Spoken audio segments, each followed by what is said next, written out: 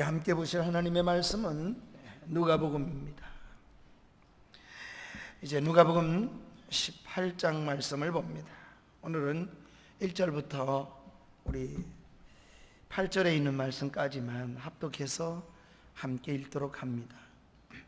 우리 다 찾으셨으면 18장 1절부터 8절까지 한 목소리로 읽습니다. 예수께서 그들에게 항상 기도하고 낙심하지 말아야 할 것을 비유로 말씀하여 이르시되, 어떤 도시에 하나님을 두려워하지 않고 사람을 무시하는 한 재판장이 있는데, 그 도시에 한 과부가 있어 자주 그에게 가서 내 원수에게 대한 나의 원한을 풀어주소서 하되, 그 얼마 동안 듣지 아니하다가 후에 속으로 생각하되, 내가 하나님을 두려워하지 않고 사람을 무시하나 이 과부가 나를 번거롭게 하니 내가 그 원한을 풀어주리라. 그렇지 않으면 늘 와서 나를 괴롭게 하리라 하였느니라. 주께서 또 이르시되, 불의한 재판장이 말한 것을 들으라. 하물며 하나님께서 그 밤낮 부르짖는 택하신 자들의 원한을 풀어주지 아니하시겠느냐? 그들에게 오래 참으시겠느냐? 내가 너희에게 이르노니 속히 그 원한을 풀어주시리라. 그러나 인자가 올 때에 세상에서 믿음을 보겠느냐 하시니라. 아멘. 우리는 연속해서 계속해서 말씀을 들을 때 그날, 그 시, 그때, 주의 날에 대해서 우리가 함께 생각을 했습니다.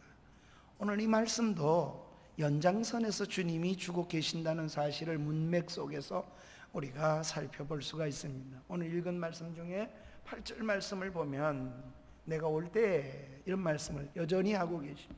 내가 올 때 믿는 자를 보겠느냐? 그렇게 기도하고 그렇게 하나님 앞에 낙심하지 않는 자를 보겠느냐? 믿음 있는 자를 보겠느냐? 이렇게 주님의 탄식이 함께 기록되어 있으면서 주시는 메시지입니다. 그러니까 예수님이 땅에 오시고 다시 오시는 그 기간 동안에 우리 속에 낙심과 실망이 많은 그 세월 속에 우리가 놓치지 말고 끝까지 붙잡고 해야 될 것이 무엇인가 포기하지 않는 기도 생활이라고 말하는 것. 그러니 오늘 우리는 주님 오실 때까지 기도를 쉬지 말아야 되고, 기도가 얼마나 중요한 것을 우리는 다시 한번 가슴에 담아야겠습니다. 기도에 대한 주님의 가르침이 기록되어 있는 누가복음 18장입니다. 먼저 앞에 기록된 중요한 말씀은 기도의 기본적인 원리라고 이렇게 말씀을 드릴 수가 있습니다. 오늘 말씀 속에도 기도 가운데 중요한 원리 두 가지를 말씀해 주십니다. 기도할 때 우리가 꼭 가져야 될 중요한 원리 두 가지가 나옵니다. 먼저 항상 기도하라고 말씀하셨습니다. 다음으로 두 번째는 기도하다가 낙심하지 마라. 기도의 원리 두 가지를 말씀을 주셨습니다. 이 두 가지는 너무나 중요합니다. 왜냐하니 주님이 땅에 오신 때부터 주님이 다시 오실 때까지 기간이 길지요. 우리 2000년이 지났잖아요. 아직도 얼마나 더 길는지 우리는 알 수가 없어요. 사람의 생각 속에는 엄청 긴 것 같이 느껴집니다. 기도하다가, 오래 기도하다가 그렇게 오지 않으면 어떻게 합니까? 낙심할 수 있습니다. 우리 개인도 어떤 기도를 하다가 빨리 안 들어주면 낙심할 수 있지 않습니까? 시기적으로도 그렇고 개인적으로도 그렇습니다. 그때마다 기도하는 원리를 늘 생각하고 살아야겠습니다. 항상 기도해라. 또 하나는 기도하면서 낙심하지 말아라. 이 두 가지 원리가 중요합니다. 첫 번째 원리를 먼저 생각해 보십시다. 기도의 원리 중에 첫 번째는 항상 기도입니다. 기도는 어떻게 해야 되냐? 항상 해야 한다는 겁니다. 그래서 어떤 분은 기도는 호흡과 같다고 했습니다. 태어난 사람은 호흡을 해야 합니다. 엄마가 잉태를 한 후에 아이가 울지 않으면 어떡합니까? 엉덩이를 거꾸로 들고 간호원이 때리더라고요. 그래 으아 하고 입이 터집니다. 호흡을 시작하는 거죠. 새 생명이 태어나면 반드시 자기 코와 입으로 호흡을 시작합니다. 기도도 호흡과 같습니다. 그런데 호흡하면서 이런 사람은 없잖아요. 자, 이제부터 숨 쉬자. 하나, 둘, 셋. 그리고 이렇게 쉬는 사람이 있어요? 자연스럽잖아요. 그냥 숨쉬기가 일상이잖아요. 기도도 그렇게 항상여야 합니다. 늘 그렇게 기도하는 것이 신자의 삶의 원리라는 겁니다. 기도 속에 수많은 가르침 중에 하나입니다. 이 기도가 이 다다 이렇게 말씀하시는 게 아니에요. 기도 속에 주님이 담아주시는 중요한 원리 중에 몇 가지를 오늘 담아주셨습니다. 그 중에 하나가 항상 하라는 겁니다. 기도가 항상이어야 합니다. 기도는 쉬지 않아야 되고, 기도하는 것이, 숨 쉬는 것이 살아있는 거예요. 살아있다는 말은 숨을 쉬는 겁니다. 마찬가지로 기도는 호흡과 같습니다. 그래서 항상 기도해라, 또는 에베소 6장 18절에 보면은 무시로, 시간이 없어요. 무시로 기도해라. 뿐만 아니라 사무엘은 기도 속에 태어난 아들 아닙니까? 그런데 사무엘이 후일에 이런 고백을 쏟아놨어요. 12장 23절입니까? 사무엘상에 보면 사무엘이 이런 말을 고백합니다. 기도하지 않는 죄를 내가 범하지 않는다. 그러니까 기도하지 않는 것은 사무엘은 어떻게 여겼냐면 죄라고 여겼던 거예요. 오늘 우리가 그렇게 민감할 정도로 하나님 아버지 앞에 항상 기도했으면 좋겠습니다. 1절입니다. 예수님께서 이렇게 그들에게 기도하는데 항상 기도하고, 기도 얘기를 하시면서 항상 기도하라고 말씀을 주신 것입니다. 쉬지 말고 기도하고 항상 기도하고 딱 같은 말이죠. 그런데 아버지의 뜻을 가르쳐 주실 때에도 사도 바울이 데살로니가 전서에서 하나님의 분명하고 뚜렷한 뜻 세 가지를 얘기합니다. 그것이 데살로니가 전서 5장 우리가 16절부터 18절에 보면 세 가지 이야기를 합니다. 항상 기뻐하고, 쉬지 말고 기도하고, 또 범사에 감사해라. 이것이 너희를 향하신 하나님의 뜻이다. 아주 구체적으로 얘기했어요. 신자는 어떻게 살아가야 합니까? 그러면 항상 기쁘게 사십시오. 쉬지 말고 기도하고 사십시오. 범사에 감사하며 사십시오. 그런데 이 기도하라는 말이 제가 생각한 겁니다. 주석에도 없는 말이지만 항상 기뻐하고 범사에 감사하는 이 가운데 있어요. 전 이렇게 해석을 제가 합니다. 이것은 주석이 없지만은 제 나름대로의 해석이지만, 항상 기뻐하려면, 범사에 감사하려면 기도가 쉼 없이 되어야 된다. 이 중심에서 항상 기도 속에 우리는 참아낼 수도 있고, 이겨낼 수도 있고, 기뻐할 수도 있고, 감사할 수도 있지. 항상 기뻐하는 것은 하나님의 뜻입니다. 그것이 가능하게 하려면 항상 기도가 있어야 합니다. 범사에 감사하는 것은 아버지의 뜻입니다. 그러나 범사에 계속 감사할 수 있는 것은 항상 기도가 있어야 합니다. 어떤 일이 생기든지 기도하는 것입니다. 기도는 쉴 수 있는 것이 아니기 때문에 항상 기도하라, 기도하라 그랬으니 명령입니다. 해도 되고 안 해도 되는 게 아니에요. 숨 안 쉬면 죽는 것처럼 기도 안 하면 감당해낼 수도 없는 것입니다. 그래서 기도는 이렇게 소중해요. 회개할 때에도 기도가 있습니다.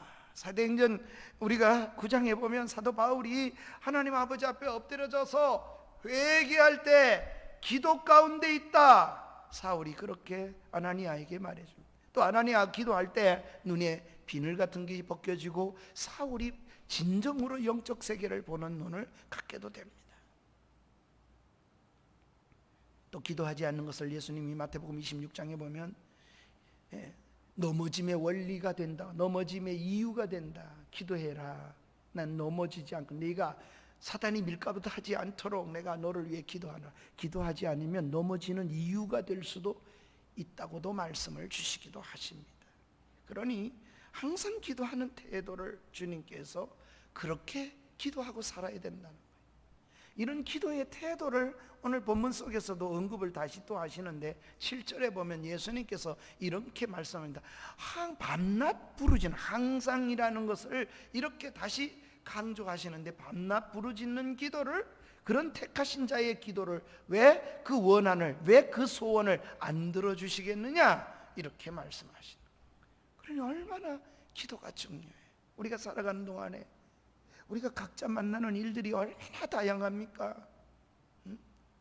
우리가 만나는 그 속에 우리가 경험하는 것도 아무도 우리를 다 위로해 줄 수도 없어요. 누구도 다 만져줄 수 있는 게 아니에요. 인생은 그런 것 같아요. 우리 동길래 집사님이 일부에 올라오셔서 감사하기도 한데, 이북서 내려오실 때 우리가 이북에서 탈출하시기만 하시면 그래도 자유를 누리시고 이곳에서 행복하지 않을까 그랬는데, 저는 지난 주간에 이렇게 북한 선교에 좀 모시고 내려가면서 같이 대화를 그렇게 오랫동안 해본 일이 없잖아요. 그래서 1시간 반 동안 유성에서 모이기 때문에 모시다 드리러 내려가는 길인데, 내려가면서 이렇게 얘기를 듣는 중에 난 속으로 눈물이 났어요. 내가 목사가 정말 목사인가? 우리 집사님이 얘기하신데 얼마나 힘들었는지. 탈출한 것이 다가 아니에요. 북에서 나오시게 해드렸으니까 이제는 여기서 그래도 행복하게 좀 거하시고 자유를 만끽하시는 줄 알았더니 그런 게 아니더라고. 너무 힘들어서. 또 북에서는 좀 더 잘 살으셨던 것 같아요. 오빠가 머리가 너무 좋으셨던 것 같아요. 보이부에 그래도 높은 고위직에 있었던 것 같아요. 언니도 공부를 잘하셨고. 내려오니 나는 하층민이 된 것 같다고. 그러니까 내려와서도 자유는 있지만 또 하나를 얻으니 또 힘든 생활이 있어요. 얼마나 힘이 들으셨는지 다 놔두고 미국까지 갔다 오셨더라고요. 미국 가서 살라고. 아예 여긴 또 안 되겠다 생각해. 미국 가서 사는데 미국 가서 봐서 보니까 또 미국도 더 살기가 어렵더래. 그래서 다시 돌아오셨다고. 난 갔다 온지도 몰랐어, 목사가.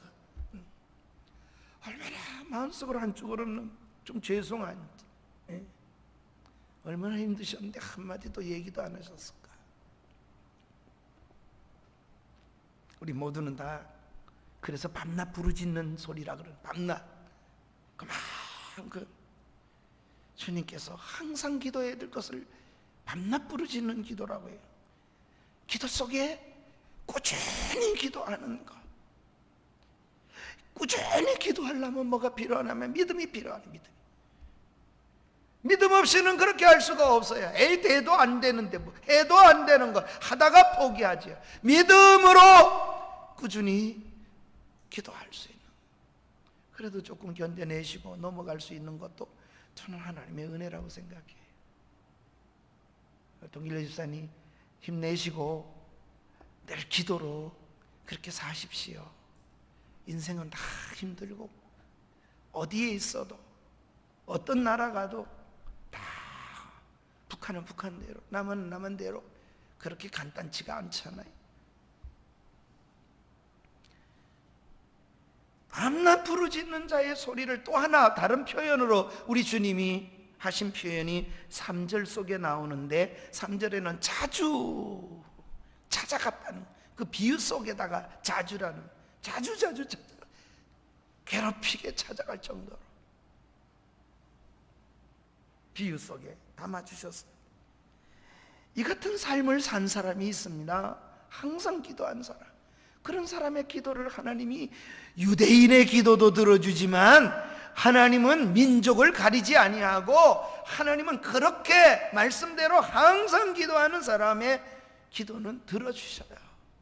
사도행전 10장 이렇게 산 사람이 있어요. 1절과 2절에 보면 이방 사람 고넬로, 백부장 고넬로 이야기가 나오는데, 그가 이달리아 군대의 장교였습니다. 군대의 백부장이었습니다. 그런데도 불구하고 그는 유대인도 아니면서도 하나님을 믿었고, 그는 경건하게 살고자 했고, 집안이 더불어서 하나님 앞에 그렇게 참으로 백성도 많이 구제도 할 뿐 아니라, 성경이 이렇게 언급하고 있어요. 하나님께 항상 기도하더니, 항상. 그 항상 기도하는 고넬로의 기도를 하나님이 기억하시고 베드로를 불러오도록, 그리고 복음을 듣도록 하나님께서 그 기도에 응답하셔서 역사하셨음을 볼 수 있습니다. 항상 기도는 어떻게 해야 될까요? 습관이 돼야 돼요. 그렇지 않으면 어렵습니다. 새벽 기도도 습관이 돼야 돼요. 쉽지 않아요. 우리 부목사님들도 이렇게 제가 늘 봅니다. 그렇게 보면 제가 잔소리는 안 하지만 처음 와서 3개월은 늘 안 빠져요. 한 번도 안 빠지는 걸 제가 늘 봐요. 3개월이구나. 이 목사님은 3개월, 저 목사님은 한 달. 제가 이렇게 계산해. 그게 걸음이요. 그러니 어떻게 사느냐는 것은 그 걸음 속에 담아져 있는 삶으로 담아지는 거예요. 일시하는 건 얼마든지 할 수 있고 충동에 의해서도 할 수 있고, 그렇지만 계속 항상 하는 것은 의지가 거기에 있어야 되고, 그게 삶의 원리처럼 되어야 돼요. 누가복음 22장 39절에 그렇게 살아내도록 삶으로 배우신 분이 계십니다. 예수님께서 나가사 습관을 쫓아 감람산으로 나가시다. 감람산에 뭐하러 나가셨겠어요? 기도하러 나가셨거든요. 그런데 예수님은 그것이 습관이라 그래요. 그러니 일상이 습관이 되도록 그렇게 훈련을 하신 것입니다. 주님도 그렇다면, 그렇게 하셨다면 우리는 선한 일을 위하여, 더더구나 하나님이 명령하시는 일을 위해서는 습관처럼 해야 합니다. 물론 어디서나 무시로 기도해야 되지만, 그러나 정해놓는 기도 시간은 필요가 있다고 생각합니다. 우리 모두가 주님도 그렇게 하셨다면 우리도 항상 해야 합니다. 두 번째로 우리가 원리를 가르쳐 주시는데, 기도하면서도 낙심하지 말라. 기도 후 낙심하지 말라는 겁니다. 기도에 있어서 인내의 중요성을 가르쳐 주셨습니다. 기도하는 사람은 인내로서 기도해라는 겁니다. 오래 참음으로 기도하래요. 그렇게 해야 돼요. 야고보서 1장 12절에서는 옳다 인정하심을 받은 후에 생명의 구역이지만, 제가 옛날에 성경을 외워서 생명의 면류관을 너에게 주시리라. 지금 번역은 조금 달리 되어 있는 줄 알아요. 그러니까 하나님 아버지 앞에 주께서 됐다, 옳다, 됐어 이렇게 하실 때까지 기도하라는 거예요. 그 하나님은 후히 주시고, 야고보서 1장 5절에 보면 꾸짖지 아니하시고 그런 하나님이시라. 우리에게 다 주시는데 꾸짖지 않는 그 하나님께 구하라 그래요. 사랑하는 여러분, 또 하나의 주님의 원리, 기도 원리 중에는 기도하다가 낙심하지 말라는 겁니다. 왜냐하면 기도하는 사람에게는 반드시 낙심할 일이 생기기 때문입니다. 대체로 두 가지 면에서 낙심할 일이 생기게 됩니다. 하나는 원하는 걸 그렇게 기도했는데도 하나님이 안 주시는 거예요. 원하는 게 안 이루어지는 거예요. 그러니 기도하면 뭔 소용이 있겠냐. 그래서 낙심이 되어지는 경우입니다. 안 들어주셔요. 그래서 또 하나는 시간이 길어지면 낙심하게 돼요. 한 번 기도하고 두 번 기도했는데도 안 들어주셨어요. 내 기도는 안 들어주시는가 보다. 시간의 지연성입니다. 너무 많이 걸린다고 생각할 때 낙심하고 낭망합니다. 낙심할 때 나타나는 두드러진 현상이 바로 뭡니까? 기도를 포기하는 겁니다. 그런데 기도에 원칙이 있다는 겁니다. 우리 주님이 포기하지 않고 지속적으로 기도해야 된다. 그래서 그렇게 하려면 그게 믿음이라는 겁니다. 자꾸 믿음을 생각하니까 믿습니다 이런 게 소리 잘 지르는 게 믿는 게 아니에요. 삶으로 믿음을 표현하는 거예요. 정말 믿으면 포기하지 않고 계속해서 기도하는 거죠. 약속을 믿기 때문에 포기하지 않는 겁니다. 밤낮 부르짖는 택한 자의 기도를 왜 안 들어주시겠냐. 결코 외면하지 않으신다는 약속의 말씀을 기억하며 기도하는 거죠. 그래서 예수님께서 1절에 보면 기도를 가르치는데 항상 기도하되 기도하고, 한번 따라하세요. 기도하고 낙심하지 말아야 할지라. 기도하고, 기도는 하는 거예요 이미. 그 다음에 낙심하지 말아야. 기도하다 보면 낙심할 일이 생긴다는 겁니다. 기도 안 하는 사람은 애초부터 믿음이 없으니까 뭐 생길 것도 없어요. 예. 그러나 정말 믿음으로 기도하면 낙심할 일이 생겨진다. 기도해봤자 무슨 소용이 있어. 내 기도 안 들어주시고 내가 원하는 대로 하나님 이루어주시지 않았는데, 병 낫기를 위하여 그렇게 기도했는데, 금식을 했는데 하나님 안 들어주셨는데 왜 뭐 기도하면 뭔 의미가 있겠나. 하나님 이런 것 이뤄달라고 얼마나 선을 위해서, 하나님 나라를 위해서, 또 주의 선을 위해서 그렇게 선한 것을 위해서 구했지 내가 악한 걸 위해 구했나, 이런 생각이 들 때 믿음으로 그렇게 살아가면 더더구나 낙심할 일이 생깁니다. 그래서 사도도 갈라디아 6장에서 이런 말을 합니다. 6장 9절에 보면은 선한 일을 행하되, 우리가 선을 행하고 선을 쫓아서 행하되 낙심하지 말지니, 기도 낙심 얘기하지만 선을 행하는 데에도 낙심이 있어요. 그렇게 베풀면 뭐해, 저 사람 더 악하게 됐는데, 그래서 낙심한. 선을 안 했으면 낙심하지 않겠는데 내가 저를 얼마나 사랑하고 얼마나 위해 줬는데 나한테 이럴 수 있어? 그래서 낙망하는 거죠. 그런데 이렇게 말합니다. 포기하지 말지니, 이 말씀을 끝까지 다 봐야 돼. 포기하지 말지니 때가 이르면, 이 때가 있어요. 거두리라. 때가 있으면 거두어지는 겁니다. 사랑하는 여러분, 기도하다 보면 낙심한 일이 생깁니다. 기도하지 않는 사람은 낙심할 일도 없습니다. 이런 말과 같아요. 문제가 생겨 간절히 기도했는데 오히려 일이 더 점점 풀리는 게 아니고 악화가 됩니다. 오래 기도했는데 상황이 바뀌지도 않습니다. 그래서 낙심하는 겁니다. 신앙생활은, 한번 따라하시죠. 신앙생활은 낙심이 전제되어 있다. 신앙생활하면 꽃길만 깔아놓는 게 아니에요. 결혼할 때 꽃길만 깔아주겠다, 그걸 뭐 믿지 않겠지만은, 그러나 그때 마음은 그런 거지요. 그렇게 해주고 싶어서 마음은 있었겠죠. 신앙생활에는 낙심이 전제되어 있습니다. 믿지 않는다면 낙심도 없습니다. 그러나 그래서 믿음이 계속 필요 있는 겁니다. 낙심하지 않고 계속 그렇게 항상 기도하면 반드시 기쁜 날이 온다는 겁니다. 따라서 주님은 낙심하지 말고 기도해야 될 것을 말씀해 주셨고, 그것을 세 번째 우리가 생각해 보는 건 짧게 생각해 보겠지만 비유로 설명을 해 주셨습니다. 기도의 비유는 예수님께서 18장에서는, 누가복음을 통해서는 비유를 두 가지가 다 나옵니다. 하나는 항상 기도에 대한 비유요, 또 하나는 기도할 때 겸손히 어떻게 기도해야 되나 태도를 다음 주일에 우리가 살펴보겠습니다만, 겸손히 기도해야 될 것에 대해서 바리새인의 기도 비유를 들어서 말씀을 주십니다. 항상 기도하되 겸손히 기도해야 되고 지속적으로 해야 합니다.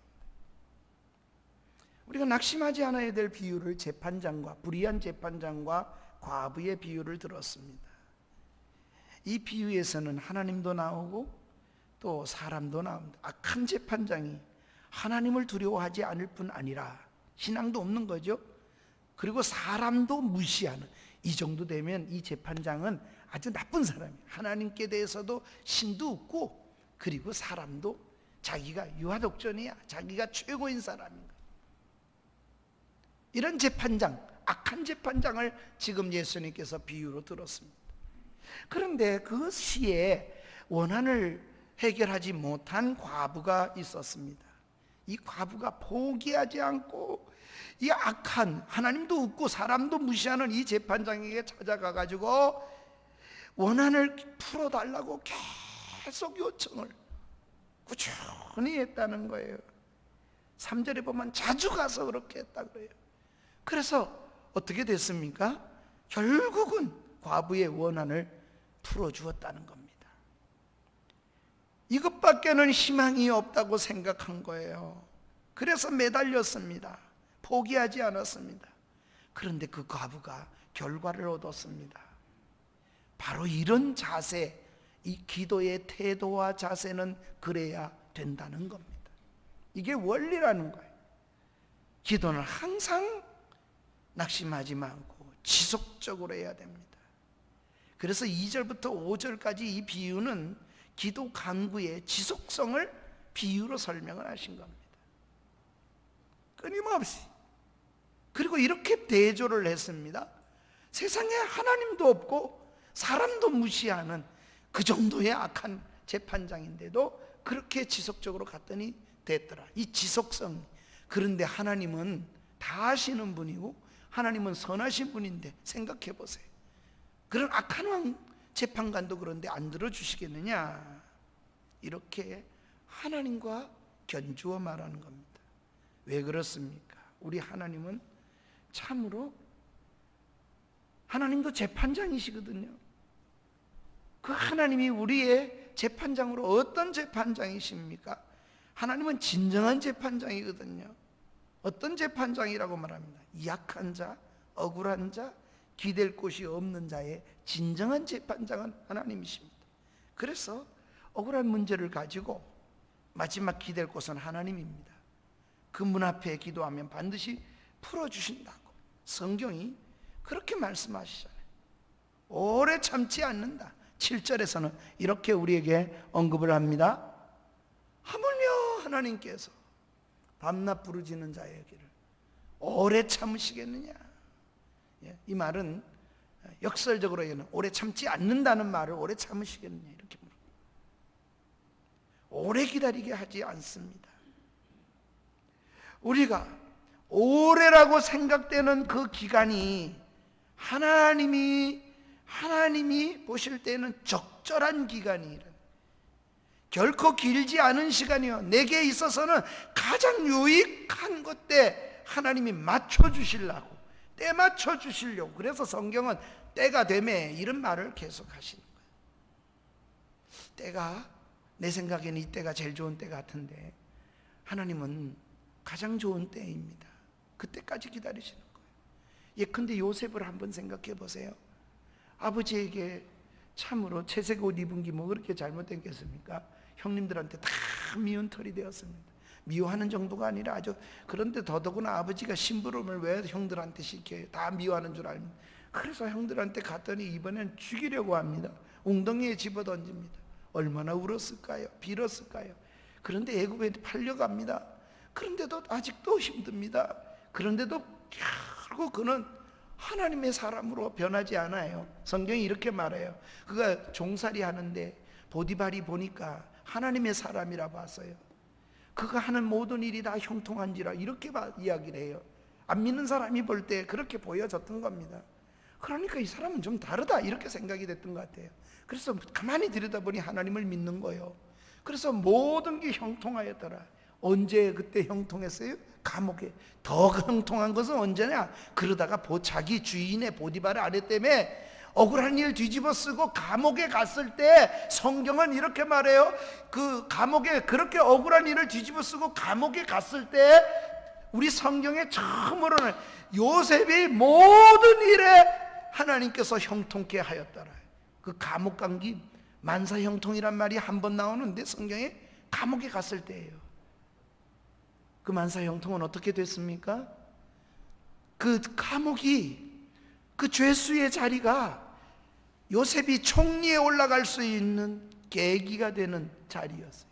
하나님이 그때까지 사실은 뭘로 쓰셨는가 하면, 우리 아기 낳았을 때 아직도 부족하면 뭐합니까? 인큐베이터에 넣잖아요. 하나님이 인큐베이터에다 넣어가지고 요셉을 둔 것이에요. 그러다가 드러내신 거죠. 하나님의 때입니다.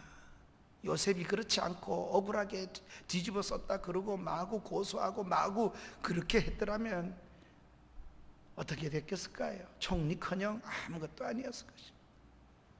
그는 형님들 있을 때에도, 팔려가 보디발의 집에서도, 감옥에 갔을 때에도 뭐라 그래요? 성경에 아무것도 더 맡기지 않았다. 왜? 그를 간섭하지 않았다. 그만큼 신실하게 간수장이 볼 때에도 하나님이 믿는 사람의 믿음을 쓰고 있었기 때문에. 여러분, 어쩌다가 한번 하는 건 쉬워요. 그러나 항상 그렇게 믿음을 쓰고 있는 것은 쉬운 일이 아닙니다. 정말 믿음으로 인내하면서 포기하지 않는 기도 속에 요셉이 살았습니다. 그것은 그를 드러내는 놀라운 역사를 일으켰습니다. 이게 하나님이 하시는 일입니다. 오래 생각되는 것이 적절한 하나님의 때라는 겁니다. 하나님은 누구이십니까?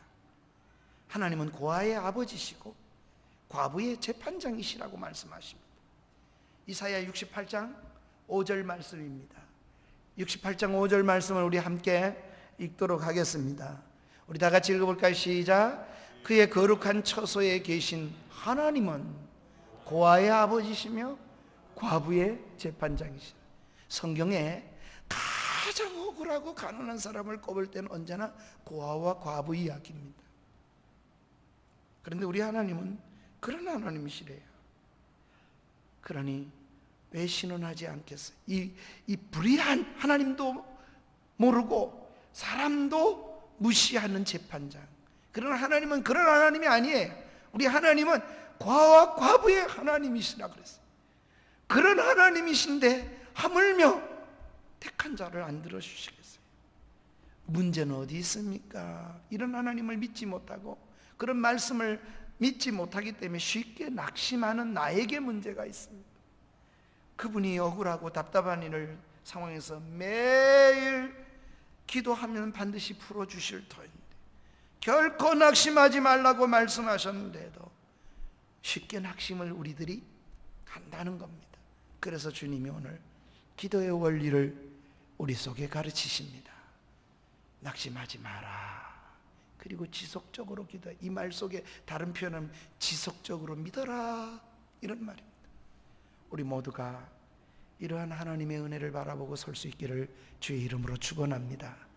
우리 다 같이 이 말씀을 기억하며 일어나셔서 기도할 수 있는데, 우리 복음성가지만 주보에 보도 들어 있습니다. 주보 안에 그 옛날 구역란에 들어 있으니까 우리 같이 찬양하겠습니다. 기도할 수 있는데 왜 걱정하십니까? 기도하면서 왜 염려하십니까? 무릎 꿇고 간구해 보세요. 반드시 하나님은 우리에게 은혜를 주실 줄 믿습니다. 우리 같이 찬양을 드리겠습니다.